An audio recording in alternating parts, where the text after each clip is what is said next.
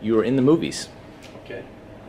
Today I'm going to talk about the future of programmatic ad sales in a maturing RTB marketplace.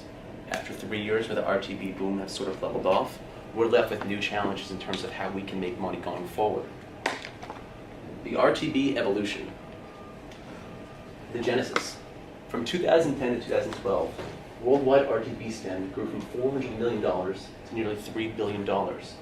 FoxNews.com realized 100% growth in its programmatic marketplace during this very period. Exchange-based impressions accumulate over 75% of our network display ads that we track each and every week. How did this happen? Rapid technology is the answer. Demand-side platforms, which, if anyone doesn't know, is the buyer that's buying within an automated environment. DSPs, as they're called, help advertisers become aware of the efficiencies of algorithmic buying. Ad technology provided intuitive and potent platforms to sellers and buyers to solicit billions of bids in nanoseconds across the webs. For this, we previously used AdMeld and currently work with Google Ad Exchange. Big data can be refined and distilled in unbelievably succinct methodologies. What is big data? Big data is all the Facebook posts, status updates, Twitter feeds, Google searches, emails sent, pictures viewed across the web each and every day by 2 billion users over the web. This amount of information can quickly be used through algorithms and technology to gain real-time facts that we can use in a buying and selling environment. Can we sustain this? Well, let's look at the state of the globe. The internet is proliferating. More digital attention results in an exponential surge in the supply of ad impressions, which is something we've had to deal with as our average page views have doubled since the time I started this project 3 years ago. 2 billion people are online, according to studies by Google and International Communications Union. This is 1/3 of the world, with 2/3 still remain to go. Because of this, advertisers dumped astounding amounts of money into digital as a result of this boom. But then, disruption happened. And this illustration shows for us the PC is slowly going away. The tablet and mobile device is quickly growing. If we look at this graph right here, we see the rise of mobile devices and tablets over time. If you look in 2005, when the smartphone was first released, the path of progression is significantly more rapid than that of the PC. If you look at the curve of the PC, you can assess that while yes, it is still growing, devices and buyers spend increasing amounts of budget programmatically. DataZoo, a demand-side platform that we work with, predicts the 2013 mobile market to be worth $11 billion. From this, we can expect, and that's referring to Fox News programmatic sales team, to make $4 million of mobile revenue this fiscal. That's a 58% increase from the fiscal year of 2013. Can we get there programmatically? There's some hurdles to clear. For one, mobile devices don't have cookies, so buyers cannot retarget. The data is limited.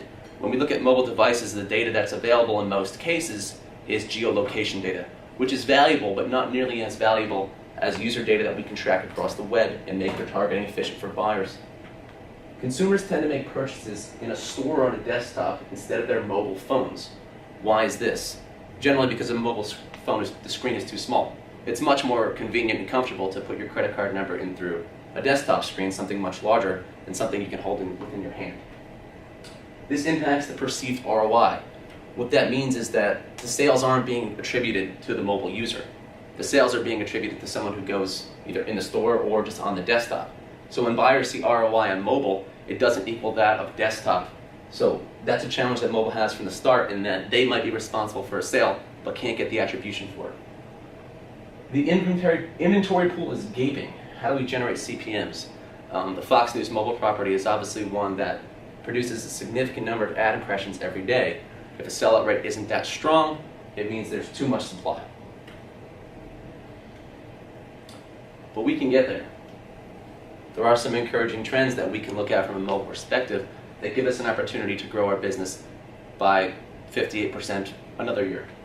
As mobile grows, so does the number of buyers. When buyers grow, so do bid CPMs. This is the law of demand. Mobile sell-side platform MoPub saw 80% growth in bid density last quarter. Bid density is referring to the number of bids that are being solicited for a single ad impression at a given time. With that, there's a 20% average CPM rise throughout their platform. Does a MoPub integration mean the most liquid marketplace post-acquisition?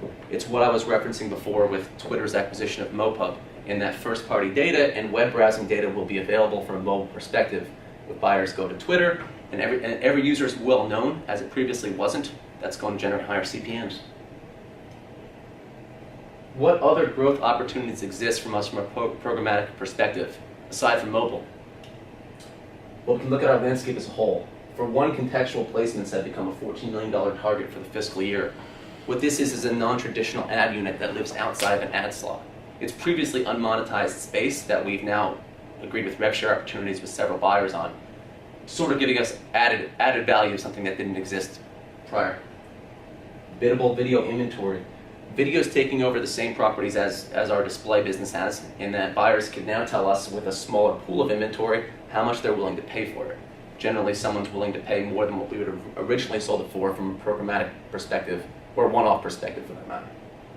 Private exchanges and preferred deals are highly strategic and perform well with defined goals. These are something that have augmented our marketplace, where we can understand from a particular advertiser what they're trying to accomplish and the best ways we can serve them impressions that sit above an open exchange.